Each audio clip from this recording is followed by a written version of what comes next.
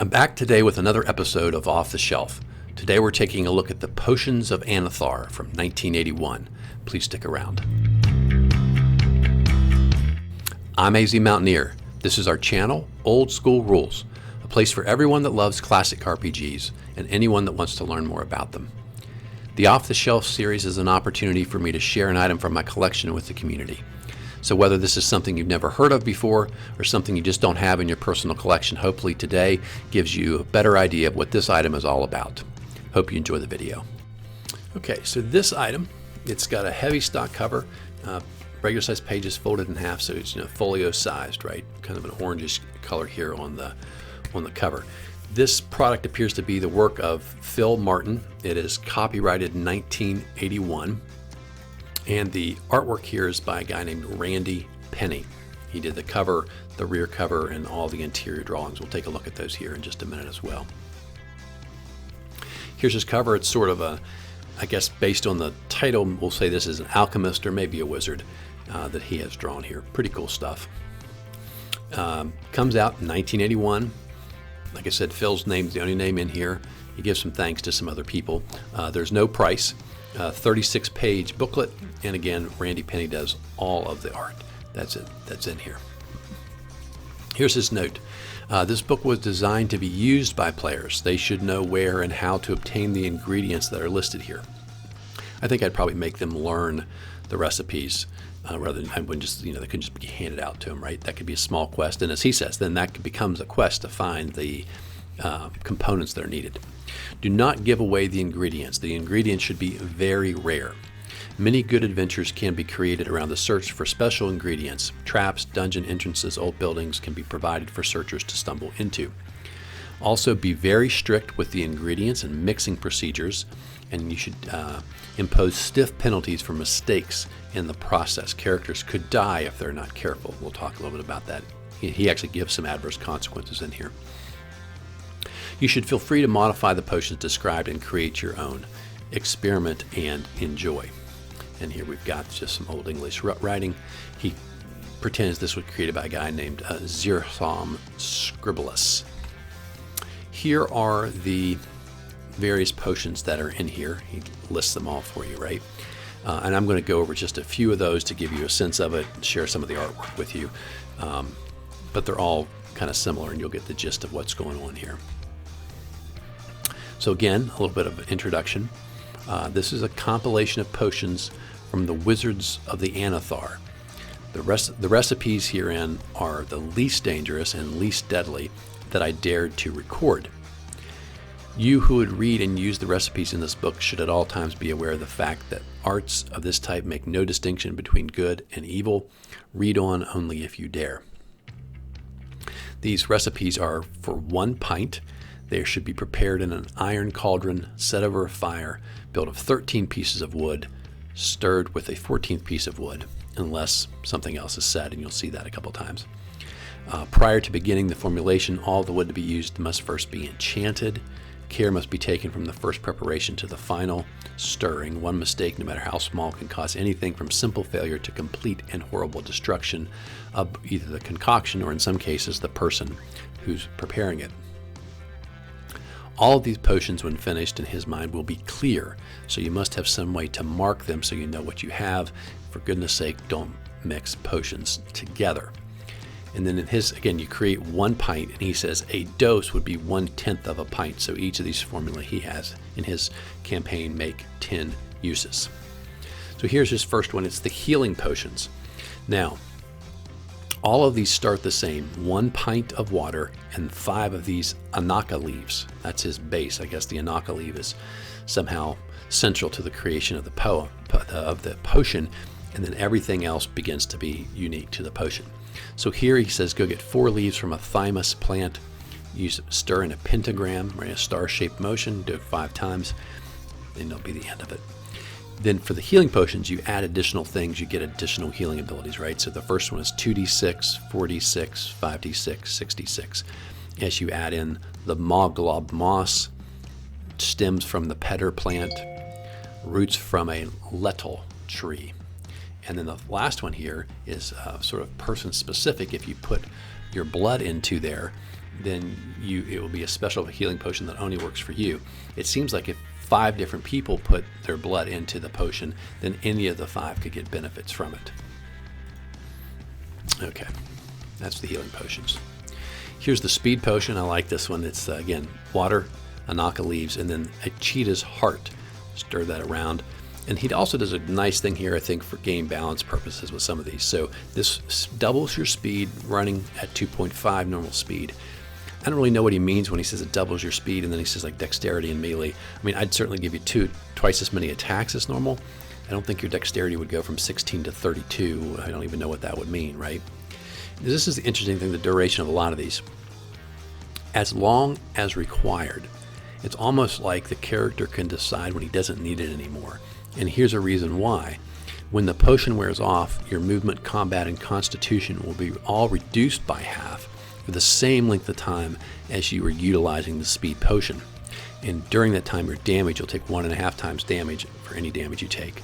So there's going to be definitely a downside after the speed sort of come down from that speed potion, right? Plus, I really like the cool picture here. There's an extreme speed potion if you go back to the table of contents, and that you got to be careful. Like you could kill yourself by overexertion there. Here's underwater breathing, water and the Anathar leaves, and then you get drops of dolphin blood. And then that basically allows you to move freely and breathe through oxygen through water.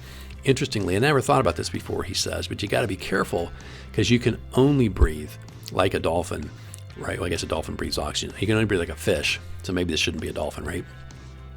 You can only breathe like a fish in water. So if you drink this and you are on land, you will not be able, you will suffocate because you're not able to take oxygen out of the air anymore. So that's interesting. Because like I said, a lot of these have sort of a counterbalance to them, which is something I always like. This one I like. This is the optic power version, and you can see here it has all kinds of stuff. You got to stir, put something in, stir some more. This will permanently give you 1 of 6 effects. This is one, if I was a character, I would be trying this until I got what I wanted, because it can give you ultravision or infravision, which would be good to have permanently, microscopic vision or telescopic vision, if you think about it, while advantageous not to have always, because you can't turn this ability off. And so your eyesight would become a little funky, I think, there. X-ray vision, I'm not sure if X-ray vision would be good all the time or not. That's always, the X-ray ring is always sort of considered, I think, in some respects, an overpowered magic item. Or true sight, you might like that. And then the other one, his optic power potion, is more like turns you into Cyclops from the X-Men. You like shoot beams out of your eyes. And for obvious reasons, when that's permanent, it means you can't open your eyes without the beams coming out, right? This one and a couple others have an antidote that you might need to take. Okay, oh, there's the other one. You can see death rays, blast rays, heat rays, cold rays, repulsor rays, radiation rays. This one I liked. I thought it was pretty good. This is the potion of mist of sleep. This is sort of like a sleep spell. And so you would put this into 10 small vials, right, to divide up the potion. You throw it, and it would be a glass vial. So when you throw it as a missile weapon, it breaks, and it creates a 100-foot cloud of mist, which causes basically a sleep spell. Although here he says, no save against sleep. The only save is whether you're asleep for 1d20 months or 1d20 years. That's ridiculous. I think maybe 20 at the most, maybe even a smaller number of rounds or turns is what you would want to use for that. And he says, of course, so with all these, you got to be careful if you somehow let this stuff, the fumes from this potion get up to you before you can put it into the vials, and you can actually put yourself to sleep. Here's a Berserker potion, which requires Conan's hair. That seems a little specific. Maybe even a Barbarian or Berserker's hair, let alone specifically Conan's hair, would be kind of hard to get. But again, as he says, the components are supposed to be difficult things for you to get to, right? This will put you into Berserker Rage.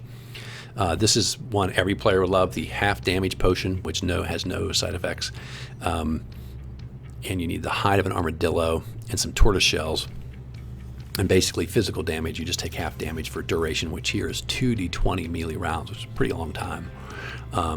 They said be careful, because the adverse consequence he suggests you impose if you mess up this potion is that you actually, a shell will literally grow around your body and you'll be encased in it, and then you won't be able to move. Okay, again, that was just a few samples of the, I think there's around 30 potions total in here, and then I just wanted to share the artwork that wasn't already shown in the video. This is a guy using a strength potion. I think this is a move quietly potion. This is the super speed potion. This is a climbing potion, and he had two of those. I'll get myself out of the way. Climbing potions. One was to let you sort of climb like a thief, and the other one I would let you climb like a mountain goat. That's the extra component you would need. And basically any surface, no matter how sheer, you'd be able to find your footing or handhold and not fall off. And then the last one here, this guy is a shape changing. You concentrate on what you want to change into, and you can change into basically anything you imagine. Here's the guy who's got the laser vision, and here's the consequence. He melted the dwarf in his party got his sword melted off by that guy. And then here's a couple. We got a potion of aging, which has caused this guy to sort of start to slow down. The second one is a guy who's got a potion of flying, which is obviously pretty helpful.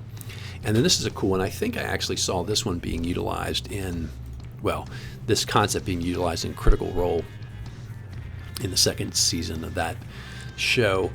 This is ink, and here it says anything you can draw will exist for a certain duration. So you could draw a sword, you could draw a door, whatever you wanted to do, and it becomes that for the duration of till the potion wears off. He says in this case he even allows you to draw in the air if you don't have anything else to draw on. So that's a pretty cool magic item.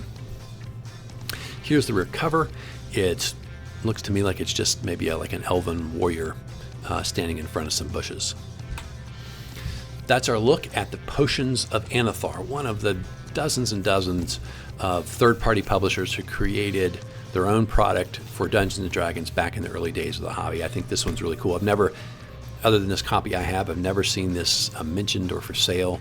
I did find a little bit of information about it, but it was basically just the information you could get out of reading the pamphlet, no other really additional background. To my knowledge, this guy's not put out any other product than just this one book, which is really well done for someone to have done this and then I guess never done anything else.